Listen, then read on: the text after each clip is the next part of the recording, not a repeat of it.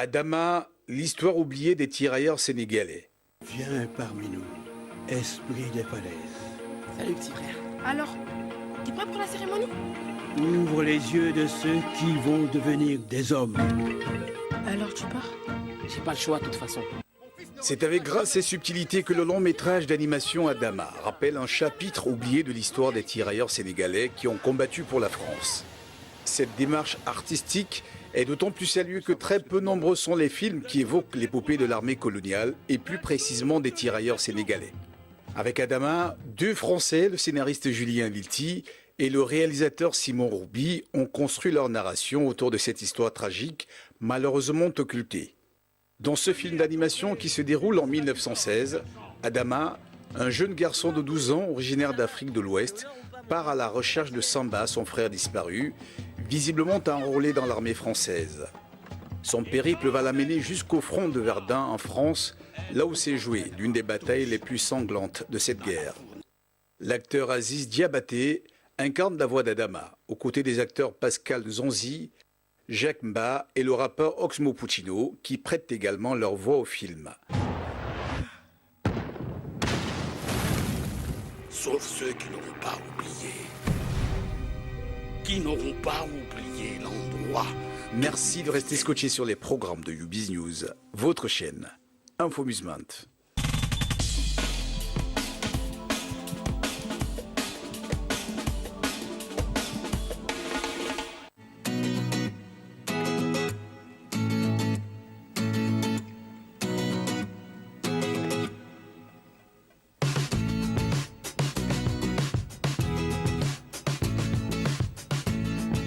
Avant j'étais copywriter en publicité, mais j'étais plus dans les mots que dans la direction artistique.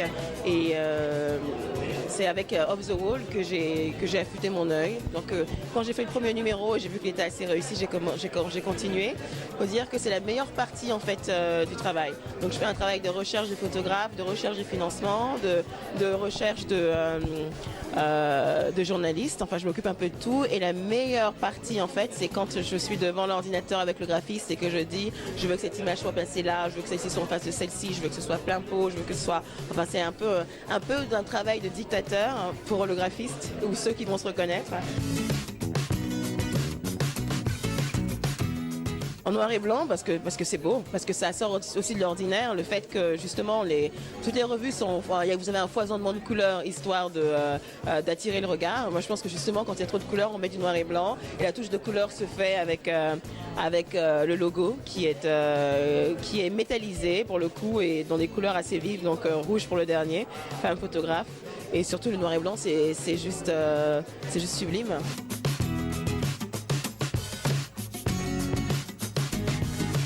Mes photos, en fait, elles sont en fonction du thème que j'ai défini.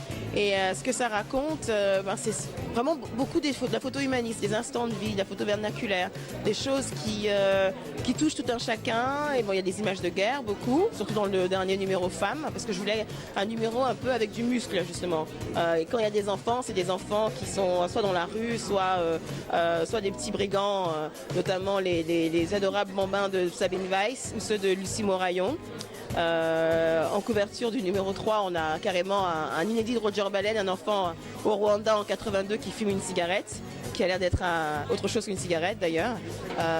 Elle raconte des instants de vie, c'est toujours des photos très fortes.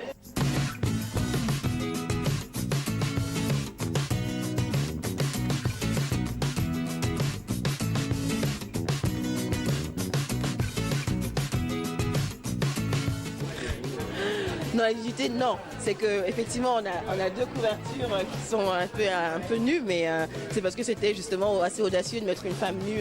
Le dernier numéro, donc Femme photographe, c'est un inédit de Nan Golding, et j'ai trouvé la photo très drôle. C'est-à-dire cette attitude là un peu provocante, un peu. Ça correspond à l'image de la revue dans l'attitude, pas dans la nudité. Alors vous trouvez la revue dans les endroits spécialisés et sur le site. Les endroits spécialisés étant Colette, OFR, Artazar, La Une aussi. Beaucoup, la Chambre Claire à Paris, on la trouve à New York, on la trouve à Amsterdam, on la trouve en Angleterre, à Londres et encore une fois sur le site internet.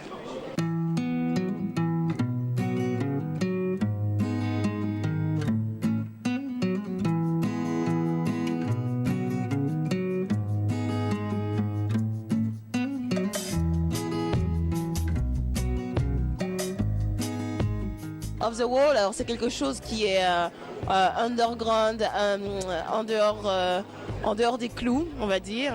Alors j'ai vu comme traduction very unconventional.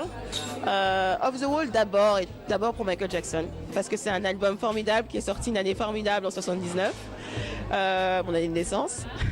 Et parce que quand vous écoutez les paroles de la chanson, ben c'est en fait, si tu veux faire un truc, tu te lèves et tu le fais. Faut pas attendre que tous les paramètres soient forcément là pour le faire. Effectivement, moi j'ai eu énormément de chance dans l'aventure. Des gens m'ont beaucoup aidé. Alors dans la direction, pour trouver les imprimeurs, les directeurs artistiques, des gens qui ont attendu longtemps pour être payés parce qu'encore une fois c'est indépendant. Et donc j'ai l'impression d'être un peu guidée sur le chemin par une bonne étoile. Et voilà.